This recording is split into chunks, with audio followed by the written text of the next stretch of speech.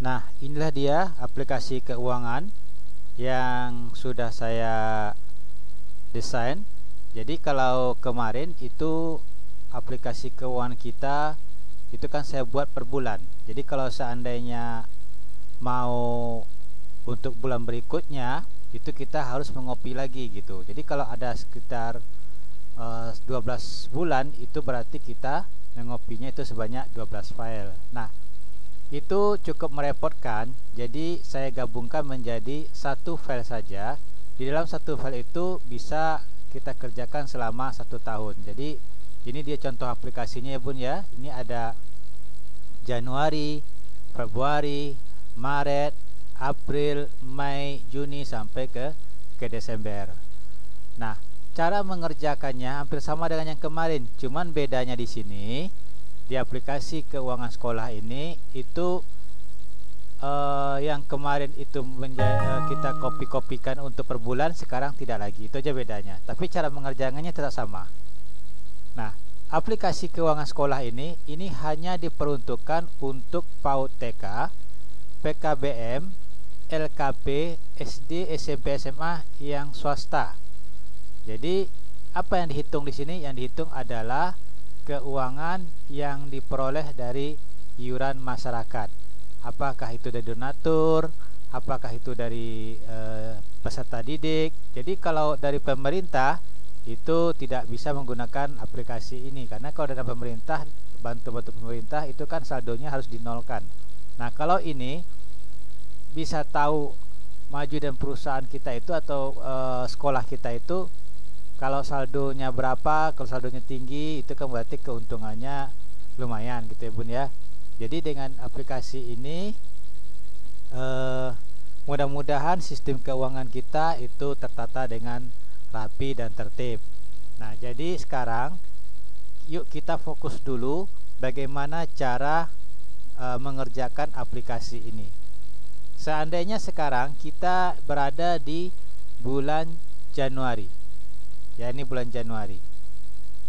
Sebelum kita mengerjakan aplikasi ini, pertama yang harus kita lakukan adalah mencetak atau memprint kode dan nama akun. Ini kita klik aja di sini. Nah, ini langsung kita print.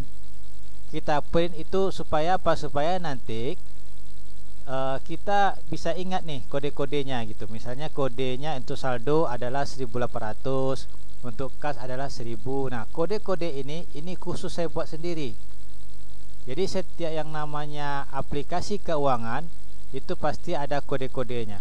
Bunda bisa lihat sendiri di Arkas itu juga ada kode-kodenya kan. Nah, itu sama seperti ini juga ada kode-kodenya. Jadi baik itu Mayobi Accounting, Big Easy Accounting, kemudian ada Accurate, itu semuanya pakai kode, namanya kode akun. Nah, tujuannya adalah dengan kita menginputkan kode ini, itu nanti nama akunnya akan muncul. Nah, itu dia tujuan daripada kode ini. Jadi kita nggak ngetik lagi. Biasanya kalau kita ngetik nama akun ini kan kadang-kadang bisa salah ngetik gitu ya Bun ya, ada kekurangan kata-katanya. Jadi kalau kita cukup manggil kode itu kan nggak banyak, cuman 4 digit aja yang kita ketikkan, maka nama-nama akunnya akan muncul gitu. Nah, setelah itu langkah berikutnya itu adalah boleh ini Bunda cetak, ini kita print boleh juga. Petunjuk penggunaan aplikasi ini boleh di print ini, boleh untuk mengingat-ingat ya apa-apa saja yang harus kita kerjakan. Nah, ini udah ada semuanya. Cara kerjanya ya seperti ini. Nah, tapi di sini saya akan tunjukkan lagi itu lebih rinci dengan menggunakan video. Jadi kalau ini kan kita harus membaca nih. Jadi saya akan cobakan dengan menggunakan video langsung. Kita contohkan tadi adalah di bulan Januari. Ini kita tinggal klik aja di sini, Bun. Ya, nih. Nah, ini adalah transaksi kita di bulan Januari. Kalau kita ingin kembali lagi ke menu utama, itu kita tinggal klik di sini, kembali lagi seperti ini. Kemudian juga Februari, ya kita klik, kemudian muncul seperti ini. Untuk kembali kita klik yang seperti ini. Saya rasa ini juga Bunda udah paham sekali bagaimana cara menggunakan aplikasi-aplikasi, baik yang dari saya maupun dari pihak-pihak yang lain. Nah, kemudian di sini ada input data sekolah, ini wajib. Ini pertama sekali harus kita lakukan. Kemudian kita input nama sekolah di sini. Ya, seperti biasa kita input terus, input. Jadi setelah kita input ini nanti, ini kalau di sini saya contohkan dulu ya Bun ya, kita input dulu yang urgent di sini, kepala satuan pendidikan. Nah sekarang udah ganti Bun ya, kalau dulu namanya kepala sekolah, sekarang udah ganti nama menjadi kepala satuan pendidikan gitu. Jadi juga benar gak usah khawatir mengenai pergantian-pergantian ini, tetap seperti yang kemarin juga, cuman barangkali namanya diganti. Kita contohkan dulu.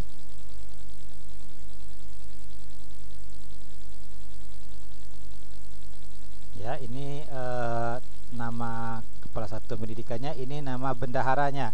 Jadi di sini cukup nama kepala satuan pendidikan, nama bendahara.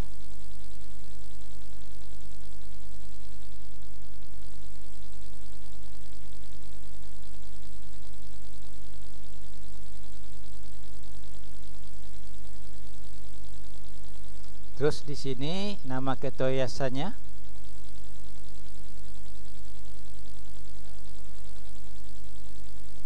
Nah, jadi ini saya contohkan aja karena ini wajib kita isikan, ada 3.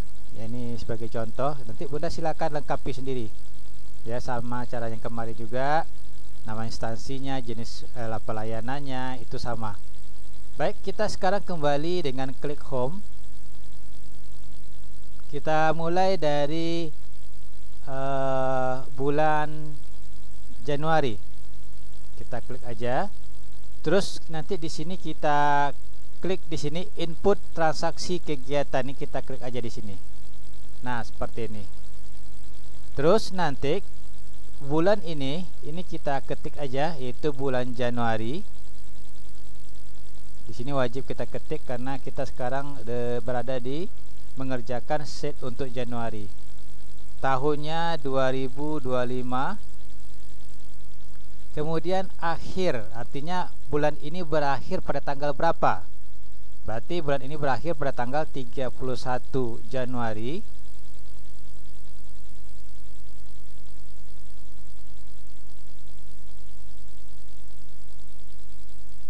2025.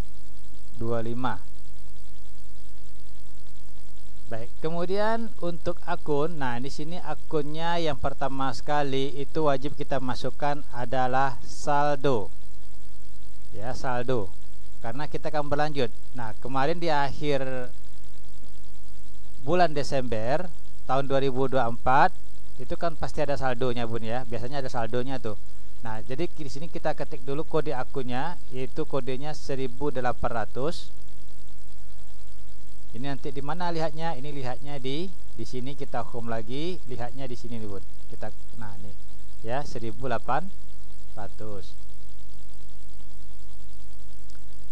Ini kita klik sini. Kemudian tanggalnya di sini kita ketik tanggal 1 Januari 2025. Nah, uraiannya di sini adalah saldo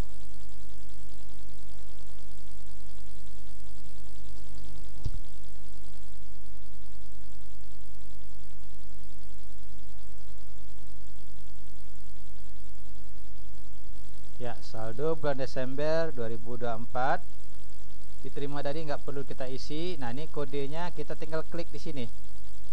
Kode S ini adalah saldo, D ini adalah debit, dan K ini adalah kredit. Jadi kita ambil yang S, jumlahnya misalnya 5 juta. Jadi ngetiknya gini 5000, kemudian ketik lagi 000 ya, tekannya panah ke kanan ya, seperti ini. Itu sudah muncul langsung. Kita hapus dulu ya Bun ya. Nah, ini untuk terbilangnya nggak perlu dibuatkan karena kita nggak ada cetak kwitansi di sini. Eksekutor nggak perlu, kode jabatan nggak perlu, kode faktur juga nggak perlu dibuat karena di sini nggak ada kwitansinya yang harus kita cetak.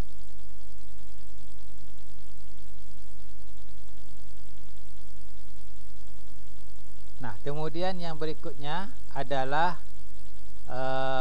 contohnya misalnya ada penerimaan SPP ya untuk bulan Januari. Jadi kalau SPP itu berarti kodenya adalah 1100.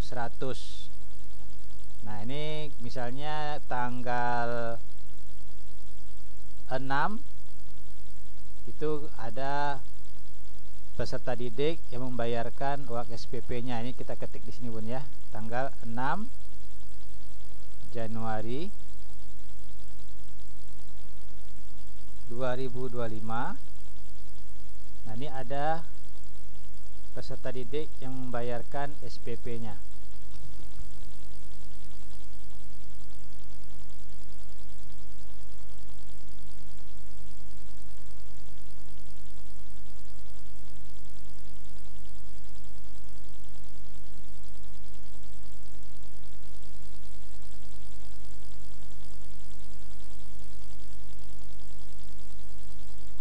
Nah, kemudian diterima dari siapa? Ini kita sampaikan juga, kita tuliskan juga di sini, Bun. Diterima dari misalnya adalah orang tua ya, orang tua dari, nah kita sebutkan nama anaknya.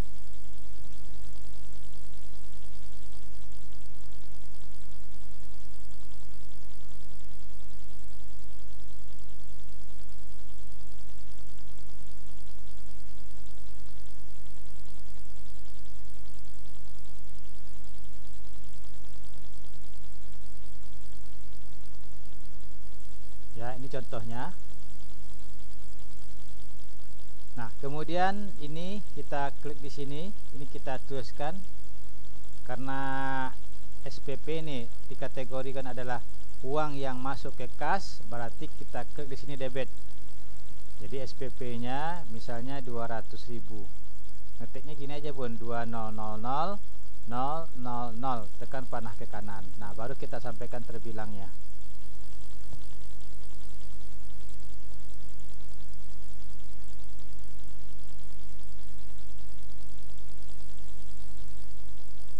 Kemudian kita lanjutkan, tekan panah ke kanan. Eksekutor ini adalah yang menerima. Nah, yang menerima tadi kan bendaharanya Bun ya.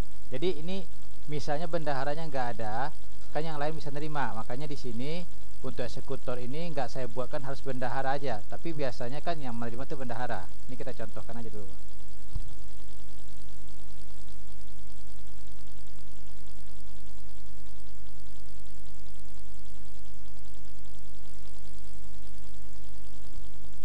Ya, jabatannya atau posisinya sebagai bendahara.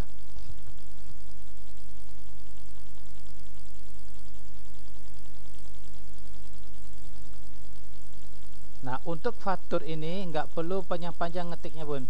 Jadi kita usahakan faktur ini pendek-pendek aja kata-kata apa namanya itu hurufnya. Di sini kita contohkan. Nah, ini lembaganya, nama inisial lembaga dulu saya buat di sini.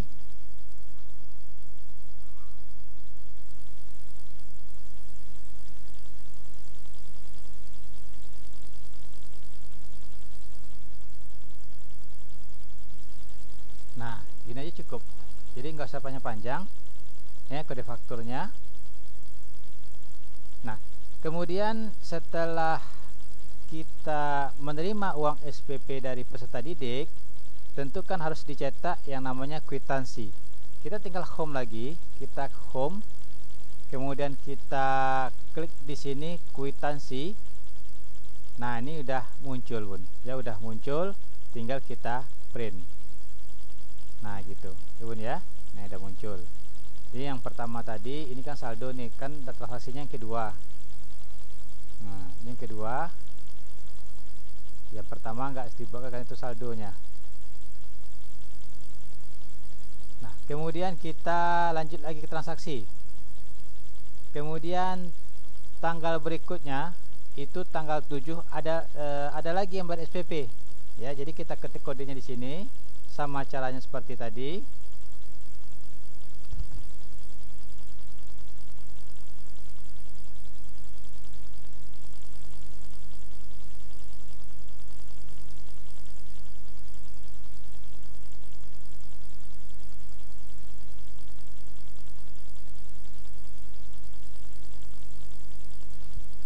Ya, jadi ini kita buatkan lanjut. Ini adalah karena pemasukan kas, kita klik debit.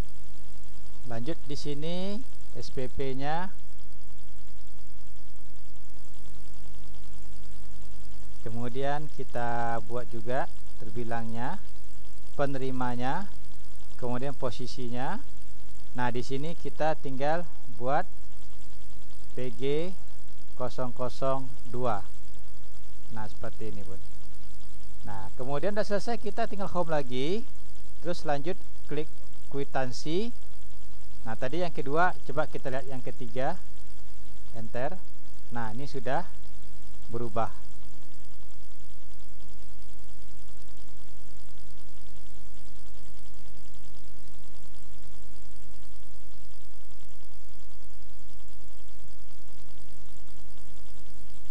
Ya, di sini ada orang tua dari Carmila, diterima dari orang tua dari Carmila, kemudian uang sejumlah Rp200.000, uraiannya pembayaran SPP bulan Januari 2025. Ya, di sini ada terbilangnya. Lanjut di sini ada tanggal. Nah, ini tempat ini sebenarnya ada isinya, Bun. Tadi kita nggak ngisi tadi, makanya dia kosong. Baik, kita home lagi, kita lanjut di sini untuk input transaksi. Nah, kemudian di tanggal 7 ini ada pengeluaran. Ada pengeluaran, misalnya adalah pembelian kertas 1 rem. Jadi kertasnya habis, jadi kita beli kertas.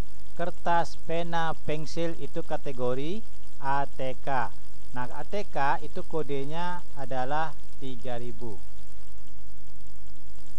Ya, seperti ini. Kemudian kita buat di sini tanggal 7 Januari.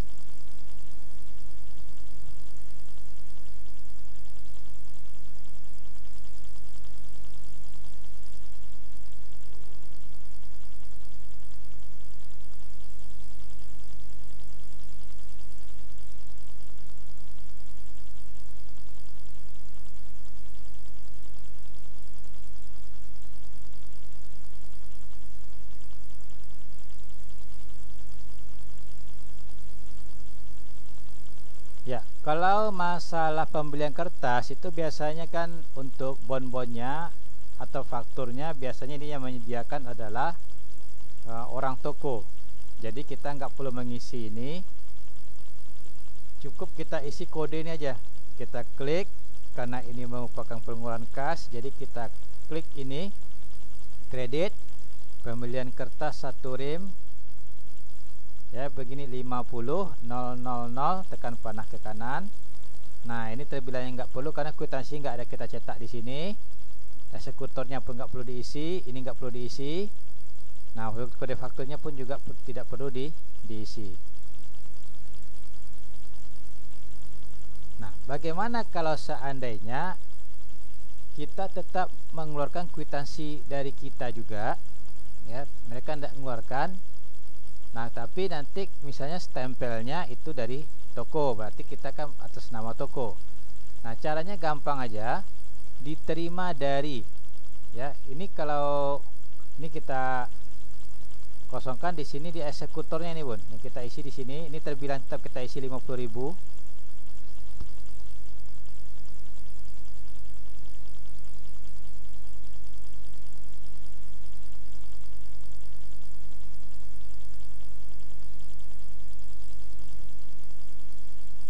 Eksekutornya yaitu pihak tokonya. Jadi apa namanya itu, penjaga toko atau orang tokonya, bukan nama kita, karena yang apa namanya yang menerima uangnya itu kan ini orang tokonya.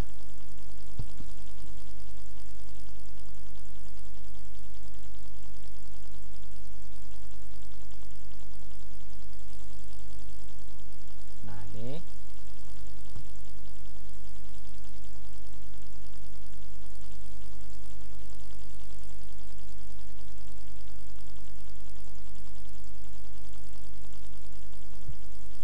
seperti ini, Bu, jadinya. Jadi kalau kwitansinya artinya kan kwitansi luar ke dalam nih. Nah, jadi kita balikkan dari sini seperti ini. Telah diterima dari, nah ini kita ganti di sini yaitu jadi bendahara. Karena kan uangnya kita berikan ke pihak tokonya.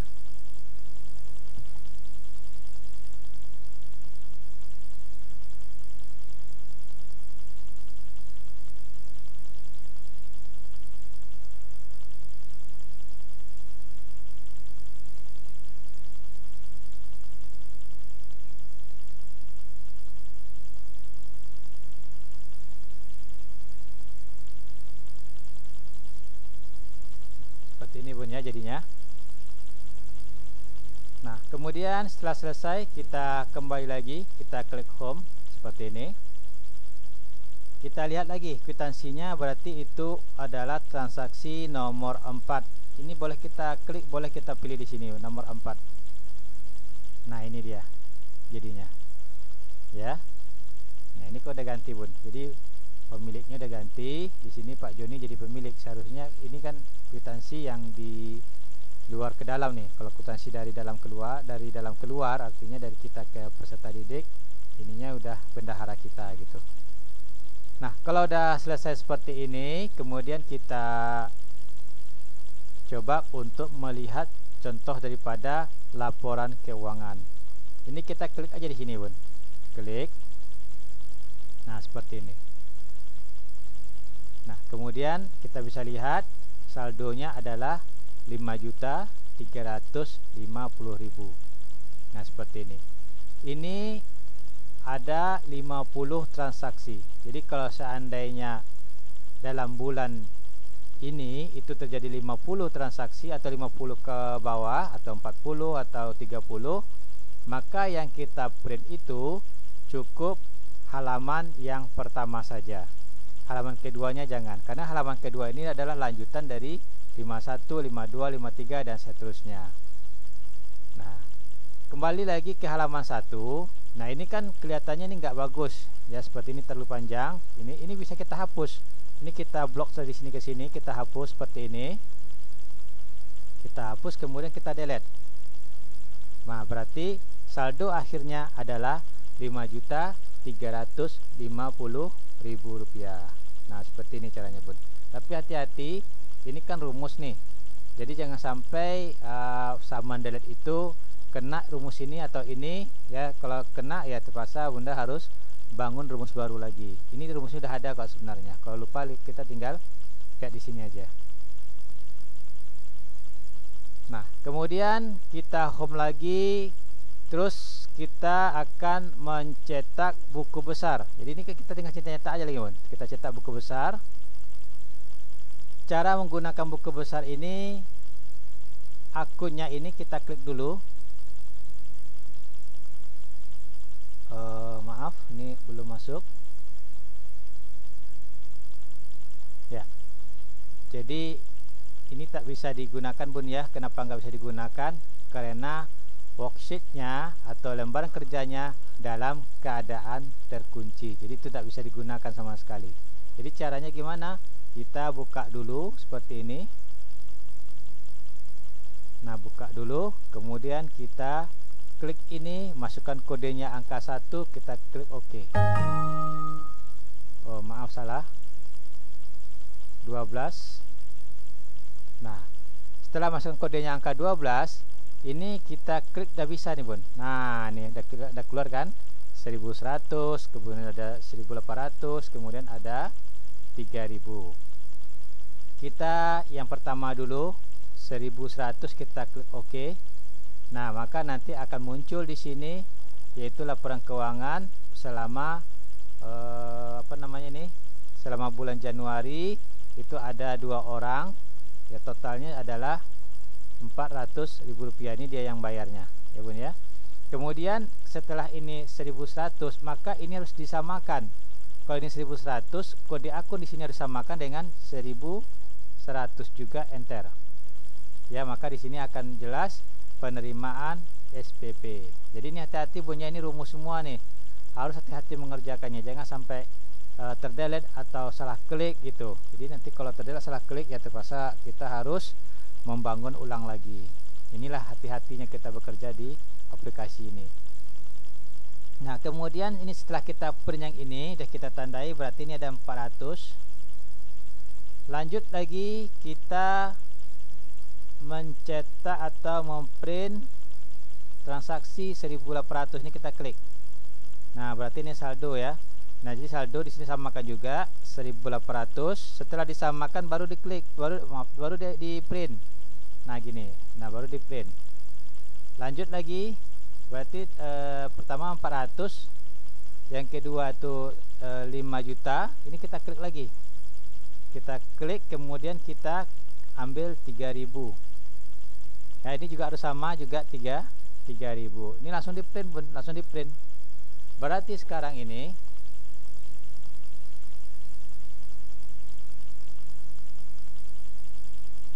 ya, ada 3 buku besar, 5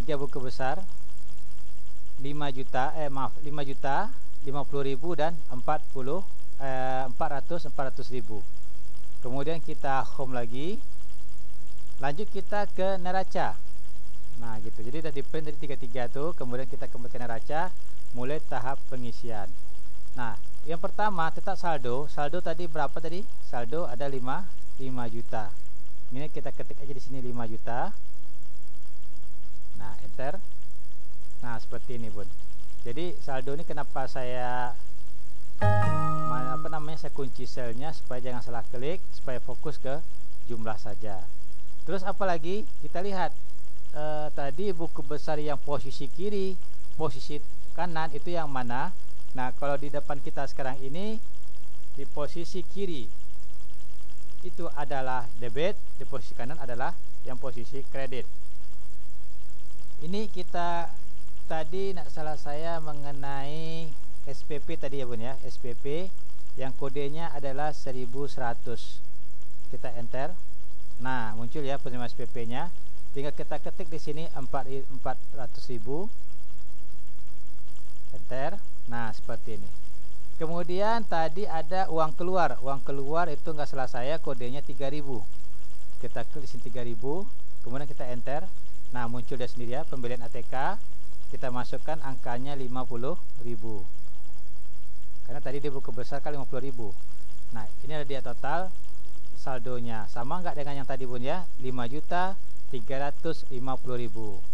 Ini tetap sama, ini kita blok seperti ini, kemudian kita delete. Dah, kemudian kita print. Nah, selesailah laporan keuangan kita.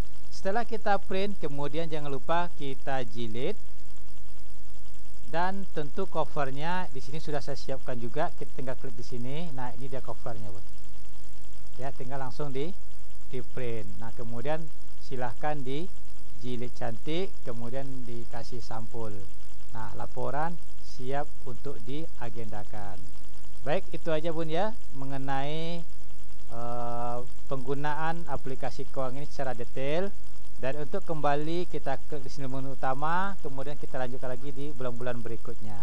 Nah, bagi yang kurang paham nanti silakan bertanya bagaimana jika terjadi hal-hal yang di luar daripada yang aplikasi ini gitu. Saya rasa nggak ada masalah ya Bun ya. Mudah-mudahan bisa digunakan. Baik, itu aja Bun ya. Terima kasih. Assalamualaikum warahmatullahi wabarakatuh.